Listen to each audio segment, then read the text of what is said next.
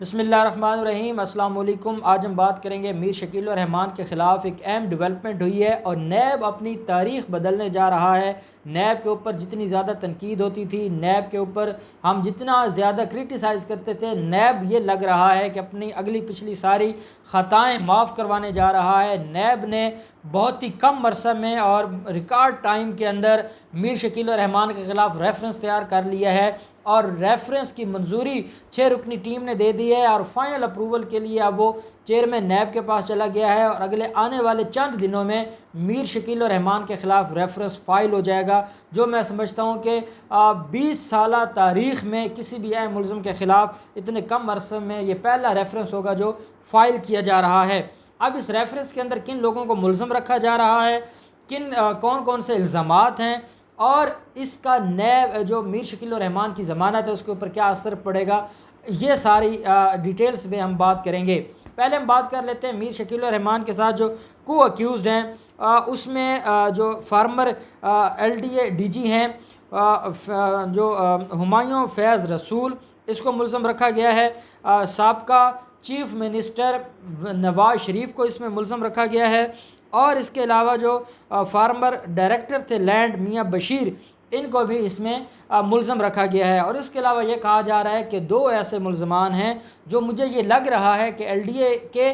ملازمین ہیں، کو سینئر آفیسرز تھے سابقہ، وہ بطور اپروور، بطور وعدہ معاف گواہ آ رہے ہیں اس ریفرنس میں۔ اس ریفرنس میں جو مین ملزم ہے وہ میر شکیل الرحمان کو رکھا گیا ہے اور میر شکیل الرحمان اور ان 4 لوگوں کے خلاف ریفرنس تیار ہو چکا ہے۔ اور جو الزام ہے میر شکیل الرحمان کے اوپر اس ریفرنس کے ذریعے جو عائد کیا جا رہا ہے، جو چارج شیٹ لگائی جا رہی ہے، وہ یہ ہے کہ میر شکیل الرحمان نے ایک ہی بلاک میں ایک کنال کے 54 پلاٹ الاٹ کروائے ہیں جو کہ غیر قانونی ہیں، اور LDA کے ساتھ ملی بھگت کر کے اور سابقہ وزیر اعلیٰ نواز شریف کو امبیزلمنٹ دے کر اور اسے یہ بینیفٹ لیا ہے۔ اور اصل الزام یہ ہے کہ میر شکیل الرحمان نے جو ڈاکومنٹس دیے ہیں اور میر شکیل الرحمان کی طرف سے جو جلد بازیاں کی گئی ہیں، میں سمجھتا ہوں پہلے میر شکیل الرحمان کے خلاف اتنا کیس مضبوط نہیں بھی تھا۔ جو میر شکیل الرحمان نے جعلی ڈاکومنٹس سبمٹ کروائے ہیں وہ میر شکیل الرحمان کے گلے پڑ گئے ہیں، اور نیب نے جب تحقیق کی ہے کہ جو میر شکیل الرحمان یہ کہہ رہا ہے کہ اس نے کسی پرائیویٹ آدمی سے وہ پراپرٹی خریدی ہے اور وہ کوئی مختار عام تھا کسی پرائیویٹ پرسن کے نام، اور وہاں سے وہ پراپرٹی خریدی گئی ہے میر شکیل الرحمان کے نام پر اور پھر ٹرانسفر ہوئی ہے۔ LDA نے یہ کہا ہے کہ جب میر شکیل الرحمان نے جس شخص سے پراپرٹی خریدی ہے اور جس کا وہ الیج کر رہا ہے مختار عام، وہ مختار عام ایگزسٹ ہی نہیں کرتا، اس کا ریکارڈ ہی موجود نہیں ہے، وہ انہوں نے کوئی فیک مختار عام بنوایا ہے اور اس کی بنیاد پر یہ سارے کا سارا کیس اس کی جو کیس کی ڈائریکشن تھی اس کو ڈائیورٹ کرنا چاہتے تھے، اور میر شکیل الرحمان یہ اس میں ثابت کرنا چاہتے تھے کہ وہ پراپرٹی ڈائریکٹ میر شکیل الرحمان نے نہیں خریدی بلکہ وہ پراپرٹی خریدی گئی ہے کسی تھرڈ پرسن سے، اور وہ تھرڈ پرسن پرائیویٹ پرسن ہے، اس لیے پرائیویٹ پرسن کے ساتھ جو ٹرانزیکشن ہوتی ہے وہ نیب کے دائرہ اختیار میں نہیں آتی۔ نیب نے اپنا کیس اور اپنے ریفرنس میں چارج شیٹ یہ عائد کرنے جا رہا ہے کہ میر شکیل الرحمان نے ایک تو اس وقت کے وزیر اعلیٰ نواز شریف کے ساتھ مل کر اور سابقہ DG LDA کے ساتھ مل کر ایک پراپرٹی غیر قانونی طور پر اپنے نام ٹرانسفر کروائی ہے، اور اسی طرح پھر جعلی ڈاکومنٹس بھی اپنے نام بنوائے ہیں، جو کہ بہت بڑا جرم ہے جو میر شکیل الرحمان نے کیا ہے، جس کی وجہ سے میر شکیل الرحمان کو اس کیس کے اندر مین ملزم رکھا گیا ہے۔ اب اس میں یہ کہا جا رہا ہے کہ جو سابقہ وزیر اعظم ہیں، سابقہ وزیر اعلیٰ تھے اس وقت نواز شریف کو سوال نامہ بھیجا گیا ہے اور وہ سوال نامہ کا نہ اس نے جواب دیا ہے، نہ وہ پیش ہوئے ہیں، نہ ان کے بہاف پہ کوئی اٹارنی پیش ہوا ہے، نہ اس کا کوئی ریپریزنٹیٹیو پیش ہوا ہے، جس کی وجہ سے نیب نے اس کو بھگوڑا ڈکلیئر کر دیا ہے اور اس کے خلاف اس کو اشتہاری ڈکلیئر کروانے کی جو پروسیڈنگز ہیں وہ پینڈنگ ہیں، یہ کہنا ہے نیب کا اپنے ریفرنس میں۔ وہیں یہ کہا جا رہا ہے کہ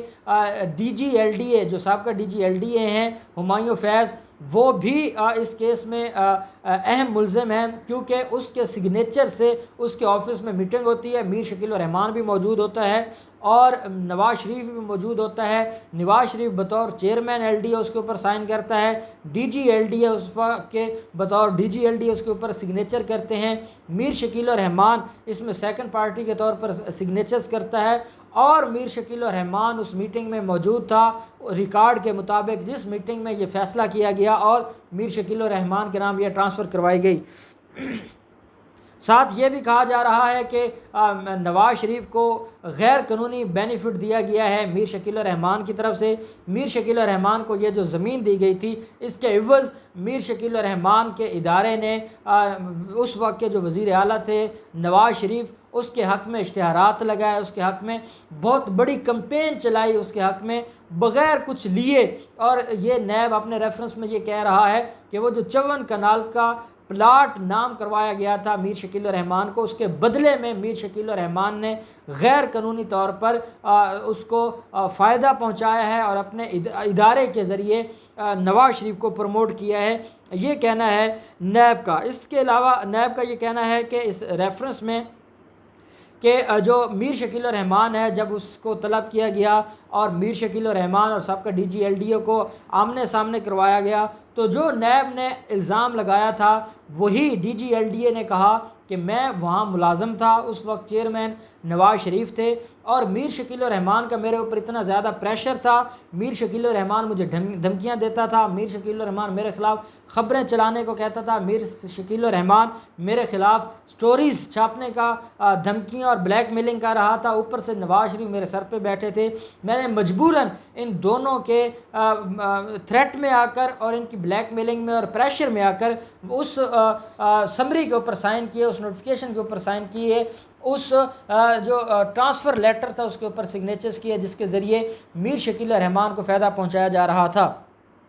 اب کیونکہ میر شکیل الرحمان اپنے خلاف ڈاکومنٹس بھی خود دے چکا ہے، اس نے جلد بازی میں، اس کو اندازہ نہیں تھا کہ وہ اس حد تک پھنس سکتا ہے یا اس کے خلاف کارروائی اتنی مضبوط ہو سکتی ہے یا وہ کسی اختتامی مرحلے کی طرف جا سکتی ہے۔ اس کو یہ لگا تھا کہ وہ 2-4 دن کے لیے اندر جائیں گے، اعتزاز احسن جیسا وکیل ہے اور اس کا ادارہ جیو جنگ گروپ جو پاکستان کا الیج کیا جاتا ہے کہ سب سے بڑا ادارہ ہے اور بڑے اینکرز سارے اس کے پیچھے بیٹھے ہیں اور وہ اس کے حق میں کالمز لکھ رہے ہیں، پورے پاکستان میں 2-2 4-4 لوگ ریلیاں نکال رہے ہیں میر شکیل الرحمان کے حق میں، اور حامد میر جیسے لوگ پروگرام کر رہے ہیں، سہیل وڑائے جیسے لوگ اس کے حق میں پروگرامز کر رہے ہیں۔ تو اس کو یہ لگا تھا کہ وہ 2-3 دن بڑی مشکل ہوگی نیب کو 2-3 دن برداشت کرنا، اور 2-3 دن کے بعد اس کو رہا کر دیا جائے گا، لیکن حقیقت اس سے برعکس ہوئی، اور حقیقت یہ ہے کہ میر شکیل الرحمان پہلے اپنا خلاف ریمانڈ بھی لیتے رہے، پھر اس کے بعد اپنی ایک دفعہ درخواست ضمانت خارج کروا بیٹھے، اور اب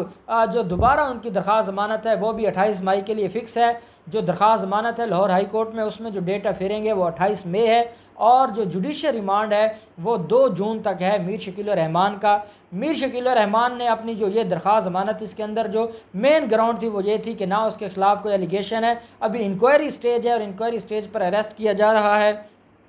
ایسے میں اس گرفتاری کو کالعدم قرار دیا جائے اور ان کو ریلیز کے آرڈر کیے جائیں۔ اب جب مجھے یہ لگ رہا ہے کہ 28 مئی سے پہلے ریفرنس فائل کر دیا جائے گا نیب کی طرف سے، اور نیب 28 مئی کو جا کر لاہور ہائی کورٹ کے سامنے نیب کے پروسیکیوٹرز پیش ہوں گے اور وہ یہ کہیں گے کہ جناب ان کے خلاف ریفرنس فائل ہو گیا ہے، اور جو ہم نے تحقیق کی ہے اور جو انکوائری کی ہے اور جو انویسٹیگیشن کی ہے اس کی کمپلیٹ رپورٹ ہم نے سبمٹ کروا دی ہے ٹرائل کورٹ میں، کیونکہ اب ریفرنس فائل ہو گیا ہے اور اب آگے ایویڈنس ہوگی، اور ہمیشہ جب بھی کوئی چلان سبمٹ ہو جائے یا ریفرنس فائل ہو جائے اس کے بعد اور جب جو انویسٹیگیشن اتھارٹی ہے وہ کیس میں کوئی ڈیلے نہیں کر رہی ہوتی، تو ایسے میں ملزم کو کبھی بھی بیل کا ریلیف نہیں ملتا، ضمانت کا ریلیف نہیں ملتا۔ اب ادھر سے ریفرنس فائل ہو جائے گا، ادھر سے یہ پلی لی جائے گی کہ اگر ملزم کو رہا کر دیا گیا تو یہ گواہوں کو مینیج کرے گا، یہ جو وعدہ معاف گواہ ہیں ان کو مینیج کرے گا، اس لیے کیونکہ ریفرنس فائل ہو چکا ہے اب